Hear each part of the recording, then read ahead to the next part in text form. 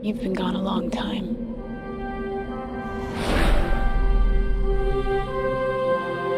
Where did you go?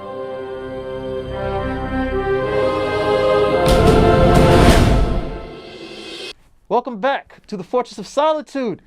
We've got a couple of reviews for you, and unfortunately, as usual, not good. Not good whatsoever. Some of you may be reading the travesty behind me, which is Superman, Wonder Woman. You know, oh, man, man.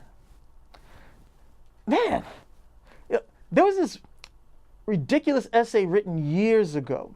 It was called Men of Steel, Women of Kleenex.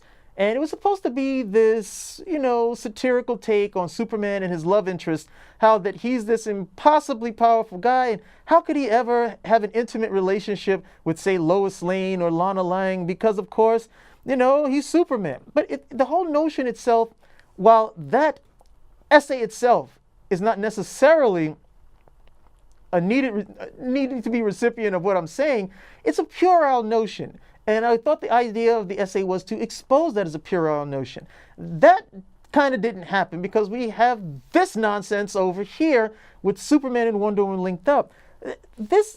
Superman and Batman being together is ridiculous. Batman doesn't really need Superman for the stuff that he's getting into. And Superman would just totally take care of everything on his own. And Superman sure as heck doesn't need Batman for anything that he has to do. Okay? He just doesn't need him. But when you put the two of them together, for some strange reason, there is this synergy between the two of them.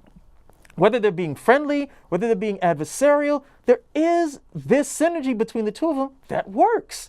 Okay? The characters, their dynamic between each other, their powers, okay, Batman's abilities as opposed to powers, I should say, it works, and it's worked for a very long time. So that's different. Now, Superman and Wonder Woman, you would think if you get the two of these guys together, okay, what kind of stories should we expect to see? We should really get to see something creative, dynamic. No, we see nothing. Absolutely nothing. In some issues, Wonder Woman is strictly there to give Superman a lift. And when I say a lift, I mean a lift. He needed to fly from point A to point B, couldn't do it himself, and Wonder Woman flew him from point A to point B. She served no other purpose than that. In Superman Wonder Woman 21, we get to see Wonder Woman interrogate Superman's friends, Lois Lane, well, I guess she's not really a friend right now, but Lois Lane, Jimmy Olsen, Lana Lang, John Henry Irons, who is Steel, and a whole bunch of other people who are just introduced for this particular storyline, so Superman can have a bit more friends that Wonder Woman can interrogate. She uses the magic lasso to interrogate them. So I'm reading this and I'm like, why would Wonder Woman ever do such a thing? The magic lasso is he only really needs to get the truth out of people who wouldn't be truthful. Why would these people not want to be truthful? Doesn't make sense.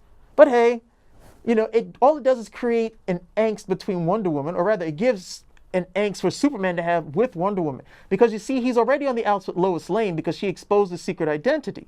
Now, he can be on the outs with Wonder Woman too, okay, because she interrogated his friends with the magic lasso.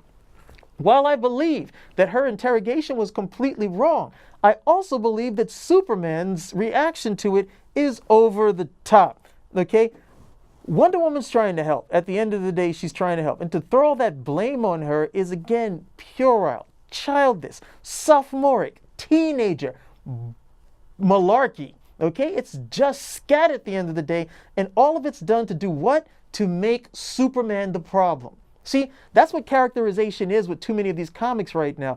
It's not character building. Okay, it's deconstruction. We break the character down to their lowest point, and then we build them back up to whatever they were before. That's not character building. Okay, if I take the table, I break it, and I build it to what it was before, that's just restoration. Building means I have to actually add to this, make it stronger, make it different, make it better than it was before. That's the idea of building altogether. That's not what they're not doing here. Superman Wonder Woman 21 is just, it's horrible. Maybe not horrible. Terrible. Yeah, there we go. Terrible. It's terrible that you have two great characters and nothing's being done with them. It's just a slog. And the only reason why they're together is because there's a faction out there that want to see them together, because they don't believe that Superman and Wonder Woman could ever be in love with human beings like Lois Lane and Steve Trevor, because, you know, coitus, crack. That's it. You know, it's remarkably foolish. Okay?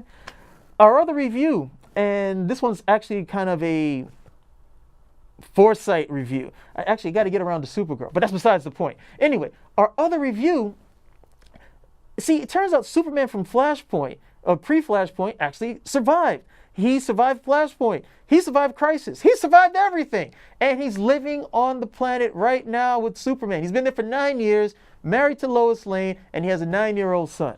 What, you say? Huh? What the heck? 2 Supermen running around? Hey, it's not the first time we've had 2 Superman characters running around.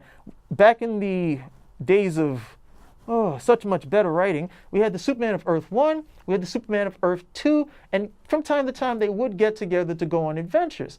However, they didn't inhabit the same Earth. That wasn't the case. This time, we have Superman and Superman on the same planet. Now, some people argue, well, you know, there's no real Superman, there's just a Superman of whatever age you like, and yeah, that's malarkey. Okay, there's a real Superman. There is a real Superman. And now they have the real Superman on planet with the new 52 Superman. Now, why do I say the previous one was real? This dude was Superman for 30 some odd years. He was actually the Superman who survived the Crisis. Okay, so he's pretty much a Superman of all these ages. And now he's on the same planet with this guy who's only been running around as Superman for 4 years. You tell me which one sounds more real. The one that's tried and true? The one been around for 4 years. Yeah, okay, so yes, all the sophistry and all the intellectual babble aside, we know who the real Superman is. He's more powerful, more experienced, and he's on the same planet with this guy who's pretty much an imposter, clone, pretender, running around with denim, t-shirt, buzz cut, and for no damn good reason.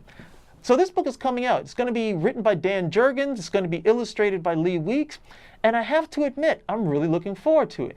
Now, don't get me wrong. The premise is ridiculous, okay? It may not be too far of a stretch to say the premise is a mistake, because it really does seem to undercut and take away from what the New 52 Superman is supposed to be experiencing. Now, what he's supposed to be experiencing and what he has been experiencing are 2 different things, because what he's supposed to have experienced hasn't happened. What he is experiencing is nothing. All this guy does is come and make problems and break stuff. All right? He doesn't do anything, doesn't contribute to society. You know, he's just bad. Yeah, he's just bad. But now you have Superman on the planet with him. I mean, 2 lions can't reign in the same den. 2 bulls can't be in the same pen. I don't see how you can have this happen without these 2 guys meeting. Eventually, like the Highlander, there can only be one, right? And guess who I'm rooting for? That's right. It's not you, New 52 Superman. You've made a mess of things. You're running around here doing absolutely nothing. No one respects you. No one likes you. You lose your powers and you lose your place with the people as well. Previous to this, Superman lost his powers. He was down. Nobody acted like this with him. He was still a respected figure. It's remarkable how much has changed. But now we have the tried and true Superman back on the planet with his wife and his 9-year-old son. If the 9-year-old son, yes, that's Superboy, okay? Wait for it, that'll happen. He can join up with the Teen Titans, he can just take another name, but that's Superboy. Lois Lane, and then again, we have Superman here proper. So I'm really looking forward to the book. And not because of the premise, which I think, again, I think it's a big mistake to a large extent. But it has been such a long time since I have been able to enjoy a book with Superman in it. It seems like it's been forever and not just 4 years. And sadly, I have to admit this, I am to the point of sheer and utter desperation to just enjoy a Superman book. I've seen the art. Dan Jurgens has a pedigree when it comes to Superman. He worked on Superman with one of the best writing teams of the time. And those guys wrote until they burned themselves out. Yeah, I think I'm going to enjoy this. And at the end of the day, that's what it's all about, enjoying it. So One I don't enjoy, and the other one I'm looking forward to enjoying. From the Fortress of Solitude, I hope you're enjoying yourself. See you later.